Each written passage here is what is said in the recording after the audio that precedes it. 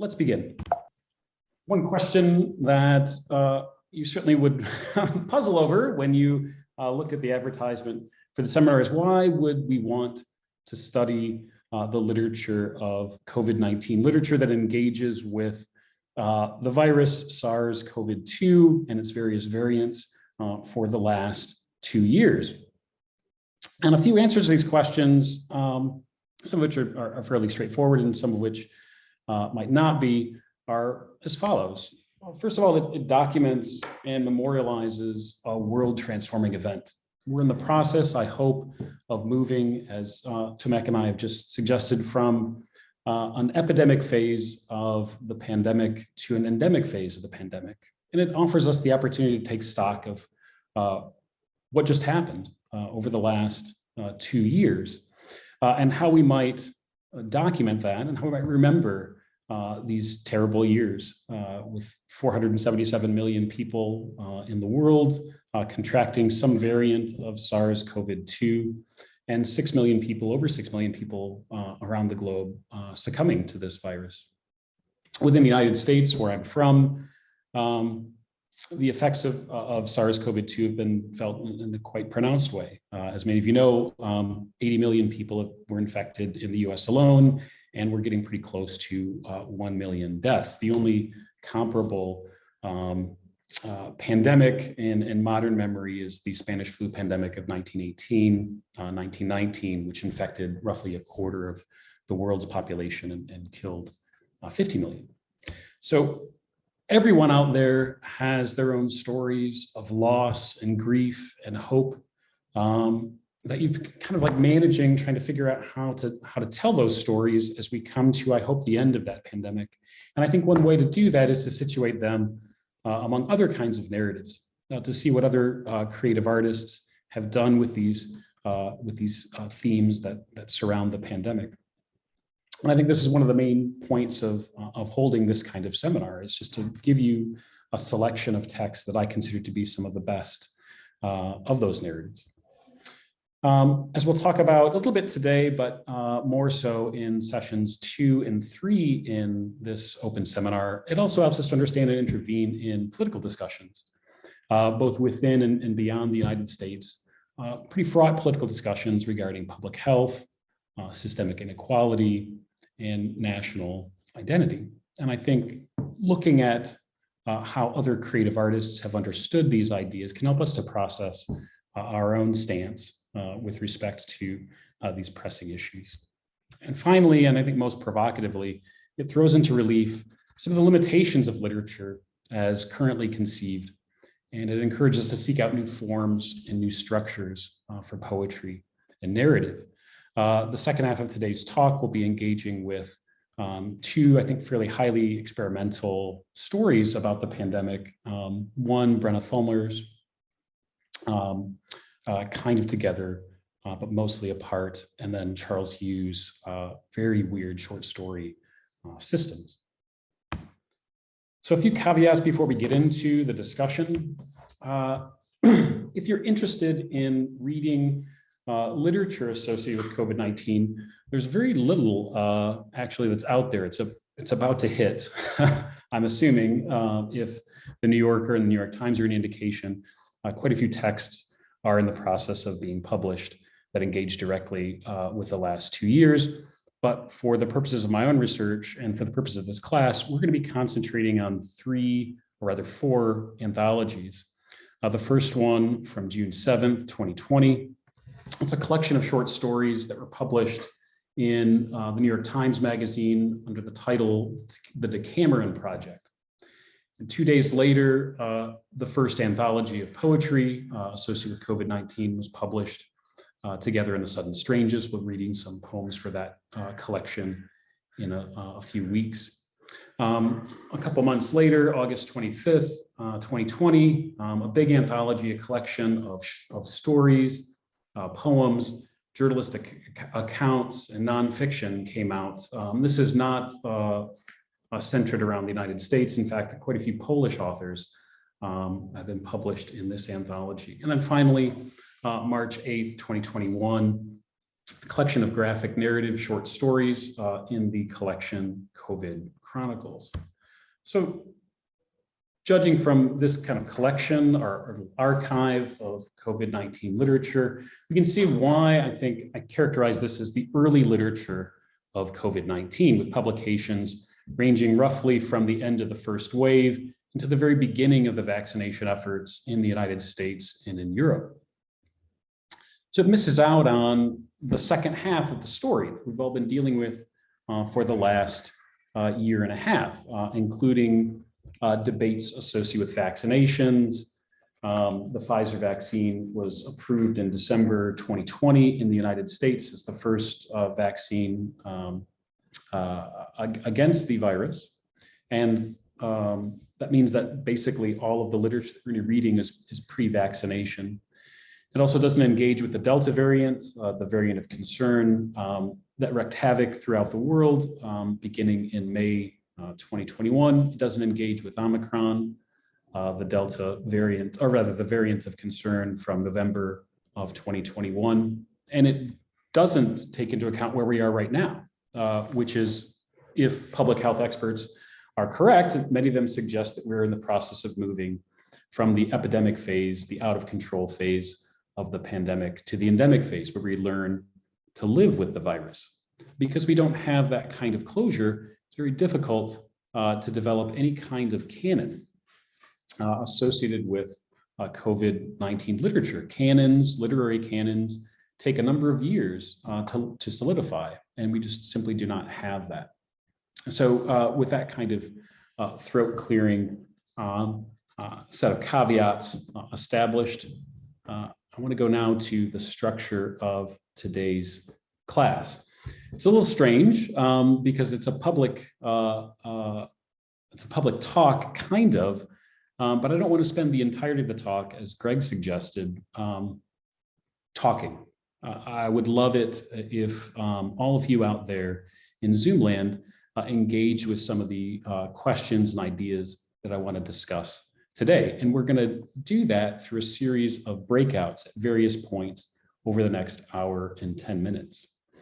The first thing I want to do is I want to start with a general framing of the conversation by looking at how cultural critics, in this case, Susan Sontag, have engaged with and described certain problems associated with previous illnesses, previous pandemics. So I'll very briefly summarize some of the readings that I provided you with last week. And then I want you to work with Susan Sontag's theory by looking at 4 different really small examples of stories that have emerged over the last 2 years associated with COVID-19. We can ask questions like, how appropriate is it to frame these kinds of narratives associated with a contemporary pandemic alongside older discussions of how illnesses and diseases have been framed through that older work. And then we'll come back as an entire group and have a very short discussion of how we can apply Susan Sontag's theories to Charles Hughes systems. I think there are many different ways in which you can successfully bring these 2 texts into dialogue with one another. Then I'm going to switch gears. And for the second half of the class, I want to look at a different kind of topic. I want to look at formal experimentation. And I want to start with Brenna Thomler's rather sort of together and mostly apart, her great, I think, beautiful short graphic narrative. Then we'll have our second breakout session. We'll go into breakout rooms, ideally of about 4 or 5 people per room. And I hope Greg or Tomek, you could help me to kind of randomize those rooms to identify and interpret some of the transitions in this work. Because I think that transitions to just a magical job of conveying what it was like in those first few months of the pandemic to be alone together. If there's time, and I don't think there will be, I'll try to lead discussion of Charles Hughes' narrative form to talk about the strange decision to cast the narrator of Charles Yu's systems as the SARS-CoV-2 virus itself in aggregate, and the other decision related to it to try to tell the story of the first days of the lockdown through a set of Google searches. And we'll conclude class, and we'll look forward to the next session, which will be taking place a week from today at the same time. So that's what we're going to be trying to do in the next roughly hour. So let's begin. So Susan Sontag, luminary figure in the field of American letters, published a work called Illness as Metaphor in 1978. And one of the impetuses for her publishing and engaging with this problem of representation of illness in literature was her own experiences with breast cancer. Though she doesn't talk about it anywhere in Illness as Metaphor, she talks about it a little bit later on in an updated version of that argument, much more controversial updated version of that argument in AIDS and its metaphors. She found that there's a profound difference between what illness is as a biological condition and the stories that we tell ourselves about that illness. And this is not just narratives in terms of literature narratives. This is also narratives associated with journalism, narratives that she directly experienced in her encounters with the medical industry, with her doctors and nurses as they tried to manage her cancer. So what are these differences, and why does it matter? The selections that I've given you to have a look at in advance of today's class talk about two different kinds of illnesses. One, what she characterizes as a pre-modern kind of illness, and the second, a modern illness. I'll start with the pre-modern. In 430 BC in Athens, there was a plague. It wiped out roughly a quarter of the people in the city. Some people, medical historians, want to characterize it as typhoid. Some might say an early version of the bubonic plague. But for the purposes of the people living through that pandemic, they didn't know what was going on, right? Here is Thucydides from his History of the Peloponnesian War from early in the 4th century. As a rule, however, there was no ostensible cause.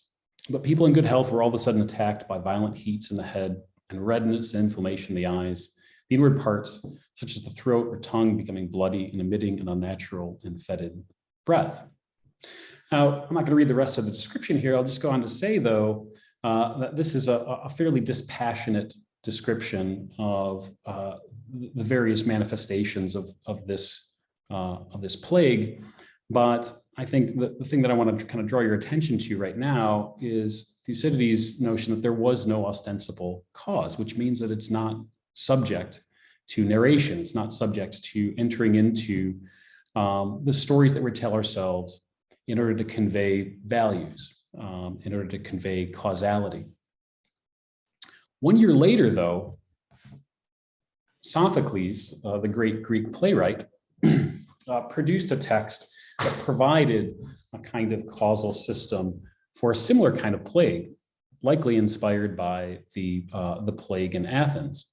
This is the opening to Oedipus Rex, which debuted roughly a year after the end of that plague in Athens, this time set in Thebes. It begins with a priest who approaches Oedipus and offers a sense of the horrors that the Theban peoples were experiencing.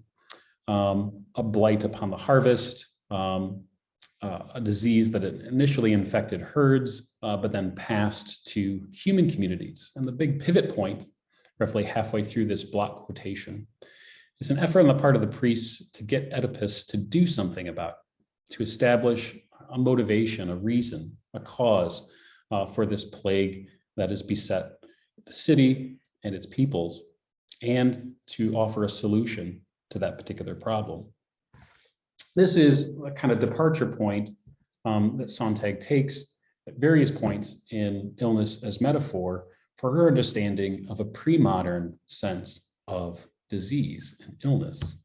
This is how she characterizes it. Disease within this pre-modern view is an instrument often of divine wrath as it exits its kind of biological form and enters into human narratives. Judgment was meted out either to a community or to a person. So we have the disease itself. Some medical historians would suggest the plague that affected Thebes was Brucellus abortus, but it's unresolvably mysterious. We don't know where it comes from. The people within the city don't know where it comes from. It's unresolvably capricious. It strikes people without a sense of causality or reason for someone to die. And it's therefore abominable. I mean that in its kind of, there's an origin to this word abominable. It's not correct, but it's useful here as ab hominem, which is to say from out or outside of the human. That's not the actual origins of abominable, but it's one that a lot of people thought of in the 17th and 18th centuries, which is to say not subject to human storytelling, not subject to meaning making. And of course, what Sophocles has done here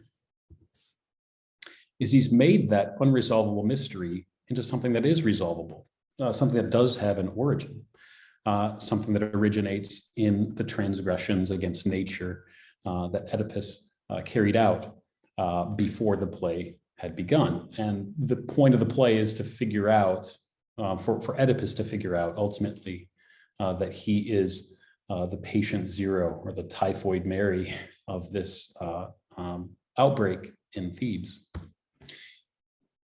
It appears to be capricious. It strikes different members of the community of Thebes, seemingly at random, but ultimately even that is also resolvable by the fact that Oedipus, as the king of Thebes, is a kind of stand-in for the entire state, and therefore it makes sense that people of that state were punished for their ruler's transgressions. And therefore it's a little bit less abominable. It's a little bit less abominable because it is subject to human storytelling and human intervention. Now, this is a pre-germ theory model of disease, of course. And you would think that these differences between how diseases are represented and how diseases actually are would be clarified as we jump to,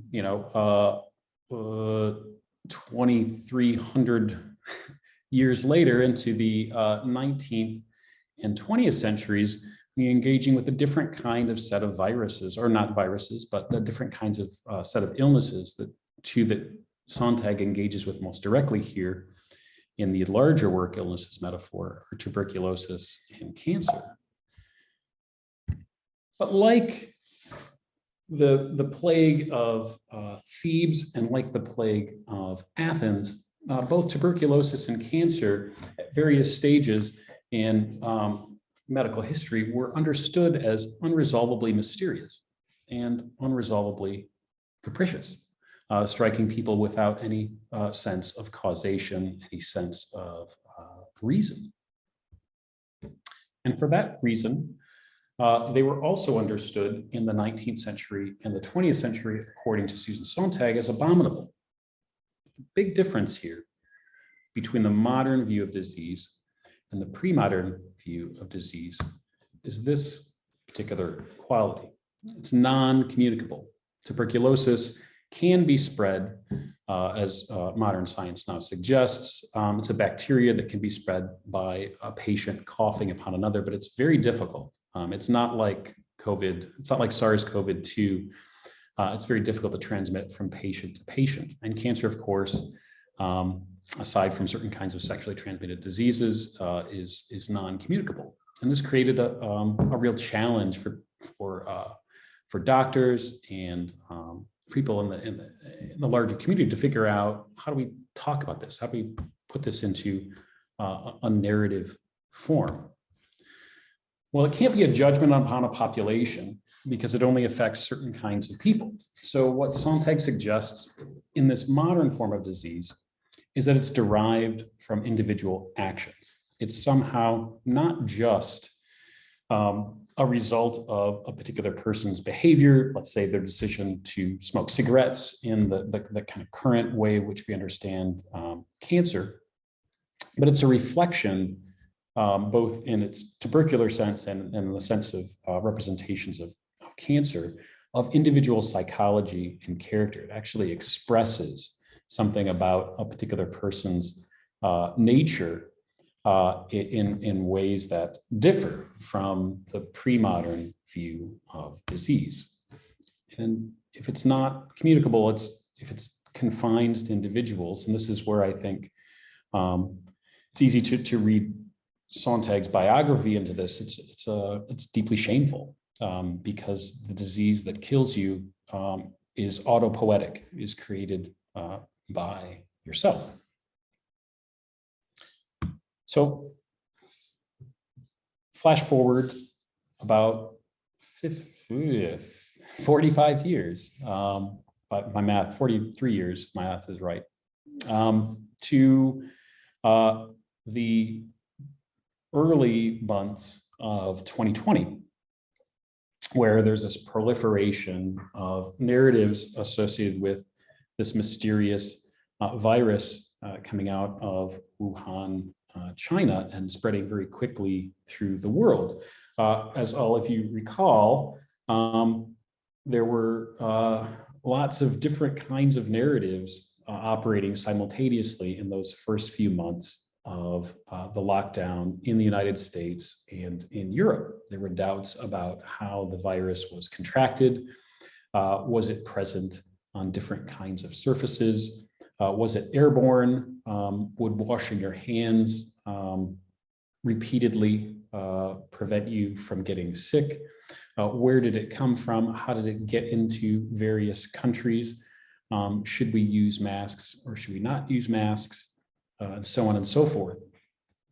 And you can get a sense in the first passage, one of the four that I'm going to be asking you to be considering in the breakout session that's about to happen, of the similarities between reports of the COVID virus, the SARS-CoV-2 virus, as it ripped through the world in the early months of 2020, and the representation of disease in Oedipus, and in a pre-modern sense, but also in a modern sense of an expression of a rot that was already there, and that the virus is merely a kind of manifestation of that inner character. On the left, Megan Stack, writing from February 26th, immediately begins with a metaphor. But fear, it turns out, is also a virus. A low-level fright of this little understood malady has taken hold in the international school where my children spend their days, in the sprawling condominium complex where we live, along with a mix of Singaporean families and foreigners. This fear is the uncanny power to force out the uncomfortable questions that usually lurk unspoken in the communities it invades. You start talking about the virus and end up picking apart parenting styles or foreign relations.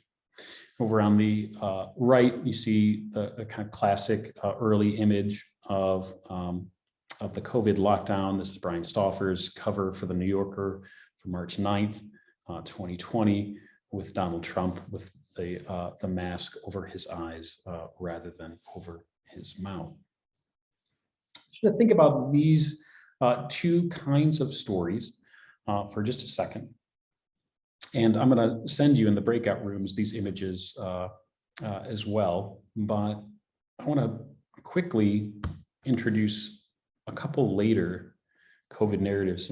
One of the only late kind of post-Delta narratives that we'll encounter in this class. One on the left is one of a number of different kinds of journalistic accounts that we were kind of bombarded with right around the Delta surge in the summer of 2021, continuing on into the fall story upon story upon story of a person who mocks COVID-19 vaccines and then ultimately dies of the virus. You see an article from BBC, and that article was circulated on Facebook, I think about 39,000 times. It entered into my social media feed for sure. And at the end of the article, you can respond to it with emojis, as you can with a lot of news stories. 11,000 people responded with the ha-ha emoji there for this man who mocked the vaccines and ultimately ended up dying of it. I think the responses from the audience and the very motivations that the journalists would have for telling the story in the midst of the death of so many other people certainly suggest that there is also a kind of Sontagian system at work within this particular narrative. And I came to experience this kind of directly in my experiences, my first few weeks in Warsaw, which dovetail, actually, I think it occurred right around the same time as a Time magazine article that discussed COVID shame. So I came down with COVID, I think my third week here, so maybe late January, and I felt an immense sense of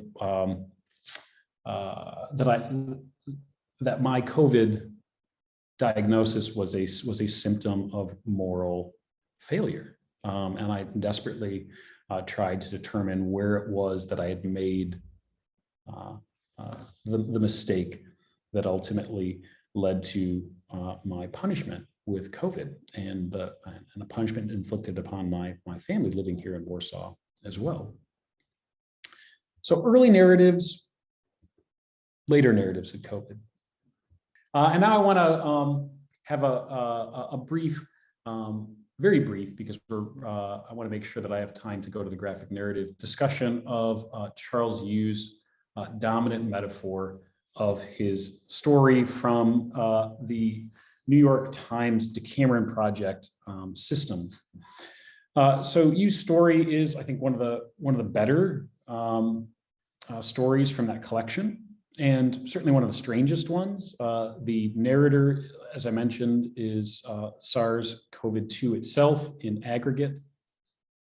It's organized around a dominant metaphor that links together the virus, the SARS-CoV-2 virus, which you see on the left-hand side of your screen, and the many kinds of misinformation that proliferated during that first year and continue on into the present that we associate with the story of COVID-19.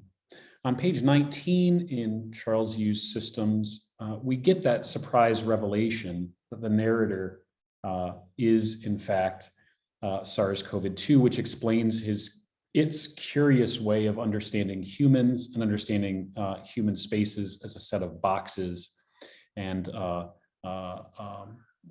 networks rather than individual people. But on page 19, I talk about the scientists that are examining the virus, and SARS-CoV-2 tells us they harness, that is to say they as humans, harness invisible forces, electromagnetism, light.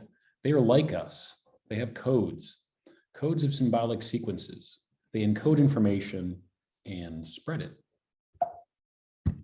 So the discussion questions that I would love to get your thoughts on right now, in brief, are how is this metaphor, the dominant metaphor of the work, like or not like Sontag's metaphors for illness?